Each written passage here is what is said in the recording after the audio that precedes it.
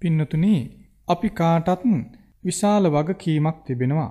ඒ වගකීම තමයි ගෞතම බුදුරජාණන් වහන්සේ වදාළ දෙවියන් මිනිසුන්ගේ යහපත පිණිස ප්‍රකාශ කළ ඒ දෙවියන් මිනිසුන්ගේ සැපත පිණිස කියා දුන් මේ උතුම් ධර්මය ලෝකේ බොහෝ කලක් දෙවියන්ටත් මිනිසුන්ටත් යහපත පිණිස පවත්වාගෙන යෑම.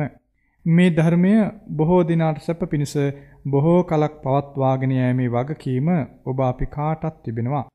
මේ වගකීම අපි විසින් අත්හැරියොත් අපට මේ වගකීම ඉටු කරගන්න බැරි වුණොත් අපි ලෝකයට අයහපත කළ අය බවට පත් වෙනවා.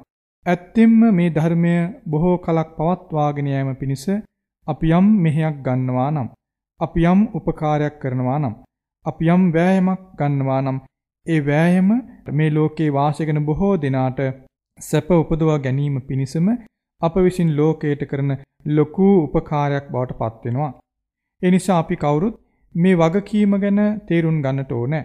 ගෞතම බුදුරජාණන් වහන්සේ වදාළ ඒ උතුම් ධර්මය දෙවියන්ටත් මිනිසුන්ටත් තිරිසන්ගත සත්වයාට පවා යහපත පිණිසම පවතින දෙයක්. එබඳු ධර්මයක් මේ ලෝකේ බොහෝ කලක් පවත්වාගෙන යාමට යම් කෙනෙක් කැමති වෙනවා නම්, එබඳු සිතුවිලි මාත්‍රයක් හෝ පවත්වනවා නම් ආන් එමගින් එයාට බොහෝ පිං රැස් වෙනවා. ඒක මුළු ලෝකේටම යහපත ඇති කරන සිතුවිල්ලක්. ආන් එබඳු සිතුවිල්ලක් පවා එයාට බොහෝ පිං රැස් කර දෙන්න උපකාර වෙනවා. මේ විදිහට මේ භාගතුන් වහන්සේ පෙන්වා දෙන උතුම් ධර්මය අපි ආරක්ෂා කර ගන්නට නම් අප විසින් කළ යුත්තේ ඒ ධර්මයේ පුරුදු කිරීමයි. අපි මේ ධර්මයේ පුරුදු නොකර මේ ධර්මය ආරක්ෂා කරනවා කියන කාරණාව සිදු කරන්නට පුළුවන්කම ලැබෙන්නේ නැහැ.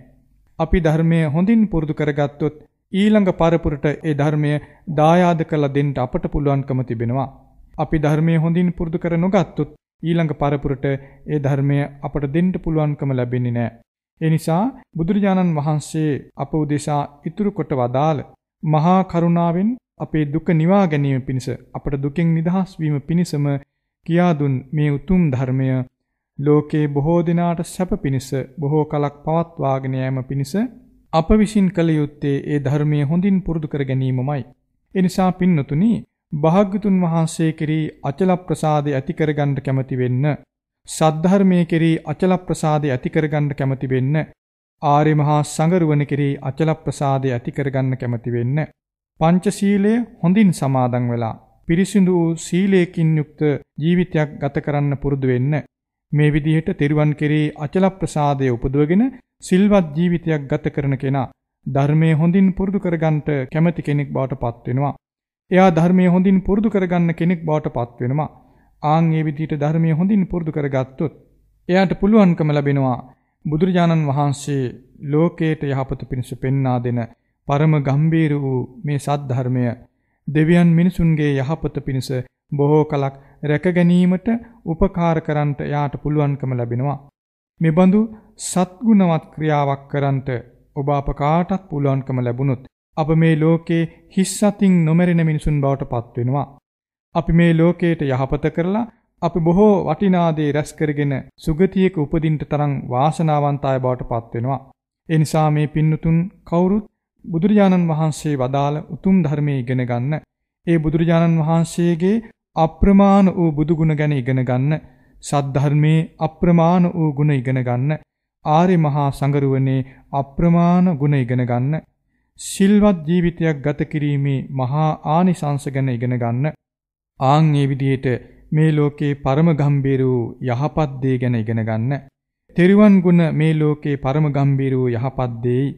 සිල්වත් ජීවිතයක් ගත කරන ආකාරය මේ ලෝකේ පරම ගම්භීර වූ යහපත් දෙයි.